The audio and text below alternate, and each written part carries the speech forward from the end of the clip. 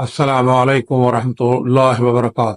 میں ہوں homeopathic doctor امجد محمود، اور آج ہمارا موضوع ہے نکٹرنل انوریسس، جس کو عام زبان میں بیڈ ویٹنگ بھی کہتے ہیں، اور اردو میں بچوں کا رات کو بستر پر پیشاب کرنا یا بستر کو گیلا کرتے۔ یہ بچوں میں ایک عام بیماری ہے۔ انوالنٹری جو ہے وہ ایک تکلیف ہے، یعنی انوالنٹری ڈسچارج آف یورین جو ہے ڈیورنگ نائٹ، یہ عام بچوں میں ہو جاتا ہے، جو وقت کے ساتھ ساتھ بچے سیکھ لیتے ہیں اس کو کنٹرول کرنا۔ یہ بڑوں میں بھی ہو سکتی ہے، لیکن بڑوں کی تو کچھ جو کاز ہے وہ مختلف ہے تھوڑا سا۔ بچوں میں عموماً جو ہے اس کی جو مختلف کازز ہیں وہ میں یہاں بیان کرتا ہوں۔ مثلا ایک تو ان کو جینیٹک کاز بھی ہو سکتی ہے، کہ اگر والدین میں سے کسی کو یہ بچپن میں معاملہ رہا ہے ان کا بیڈ ویٹنگ کا، تو بچوں میں بھی یہ ہو سکتا ہے۔ پھر ان کے ڈیولپمنٹل ڈیلے ہے، کہ اگر بچے جو ہیں وہ کنٹرول کرنا دیر سے سیکھتے ہیں، اپنے مثانے کو کنٹرول جلدی نہیں کرتے، بعض بچے لیٹ سیکھتے ہیں، بعض بچے جلدی سیکھ لیتے ہیں، تو ڈیلے وہ بچوں کو ڈیولپمنٹل جو ہے وہ بھی ایک کاز ہو سکتا ہے۔ پھر ہارمونل فیکٹرز ہیں۔ ایک ہارمون ہوتا ہے ADH، اینٹی ڈیوریٹک ہارمون، یہ اگر مقدار میں کم بنے تو بچے رات کو بستر پر پھر پیشاب جو ہے وہ خارج کر دیتے ہیں۔ پھر بلیڈر پرابلمس ہے۔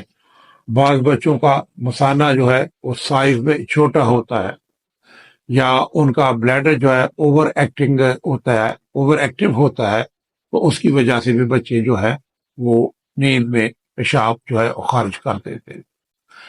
پھر سائیکولوجیکل پرابلمس ہے، کہ اگر بچے کو ڈانٹ ڈپٹ کی جاتی ہے، بچہ ڈرا رہتا ہے، سہما رہتا ہے، سٹریس کے اندر رہتا ہے، تو ایسی صورتحال میں بھی بچہ جو ہے نا وہ پھر بستر کو گیلا کرتا ہے۔ سلیپ ڈس آرڈر ہے۔ بعض بچوں میں نیند اتنی گہری وہ سوتے ہیں، ان کو پھر اٹھانا جگانا جو ہے وہ مشکل ہو جاتا ہے، بڑی مشکل سے اٹھتے ہیں، تو وہ بھی پھر ڈیورنگ سلیپ جو ہے وہ یورین کو پاس کر دیتے۔ پھر میڈیکل ایشوز بھی ہو سکتے ہیں، بعض بچوں کو قبض ہو سکتی ہے، بعض بڑوں میں UTI کی پرابلم ہو سکتی ہے، پھر کوئی ڈائبٹیز کا مسئلہ بھی ہو سکتا ہے، اس کی وجہ سے بھی پیشاب جو ہے وہ جلدی خارج ہو جاتا ہے۔ اب آپ نے کرنا کیا ہے؟ آپ نے کرنا یہ ہے کہ بچے کو ڈانٹ ڈپٹ نہیں کرنے۔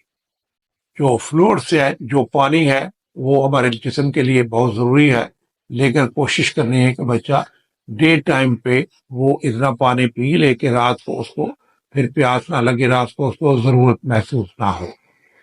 لیکن ایک بات جو یاد رکھنے والی وہ یہ ہے کہ ایک دم زیادہ مقدار میں پانی نہیں پینے دینا بچے کو، بلکہ تھوڑا تھوڑا وقفے سے پانی دینا ہے اس کو۔ پھر بستر پر جانے سے پہلے 2 دفعہ اس کو جو کوشش کرنی ہے واش روم بھیجنے کی، تاکہ وہ اس کا مثانہ جو ہے وہ خالی ہو جائے۔ پھر دن کو ریگولر جو ہے ٹوائلٹ استعمال کرنے کی ضرورت پر زور دینا ہے، تاکہ وہ یہ نہیں کہ وہ جائے ہی نہیں، اس کو دن کو بھیجنا ہے ٹوائلٹ کو، اس کو ٹرین کرنا ہے۔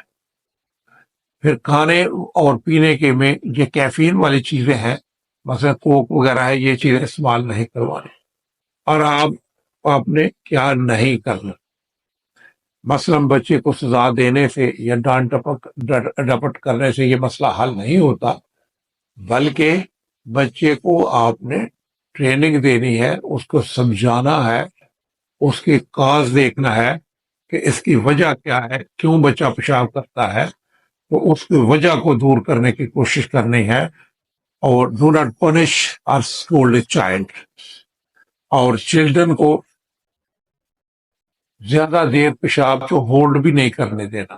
یہ نہیں کہ بچہ کتنے کتنے گھنٹے واش روم میں چاہے پیشاب کو ہولڈ کرے گا تو یقیناً پھر وہ رات کو پیشاب جو ہے بستر پر کرے گا۔ یہ چیزیں آپ کرنے اور نہ کرنے ہیں کی ہے، جیسے بچہ جو انشاءاللہ تعالی بہتر ہو جائے گا۔ اب میں کچھ میڈیسن بتا دیتا ہوں بچوں میں استعمال کے لیے جن کے اچھے رزلٹ ہیں۔ مثلا ایکویٹم کیو میں ہے جب بچہ جو ہے رات کو پیشاب کرنے کی ایک عادت بنا لیتا ہے، مطلب روز ہی آج بھی پیشاب کیا، کل بھی، پرسوں بھی، ایسے روزانہ پیشاب کر رہا ہے، اور ساتھ میں وہ کہتا ہے کہ مجھے ڈرونے خواب آتے ہیں، یا آپ محسوس کرتے ہیں بچہ رات کو ڈر رہا ہے، تو ایسی صورتحال ہو تو ایک وزیٹم جو ہے وہ کیو میں وہ استعمال کروائے، کاسٹ کم ہے۔ جب بچہ جب سوتا ہے تو first part of the slip جو ہے وہ پیشاب خارج کر جائے، سوتے ہی تھوڑی دیر بعد پیشاب جو ہے وہ اس کا نکل جاتا ہے، تو اسی صورتحال میں کاسٹیکم جو ہے وہ اچھا کام کرتی ہے۔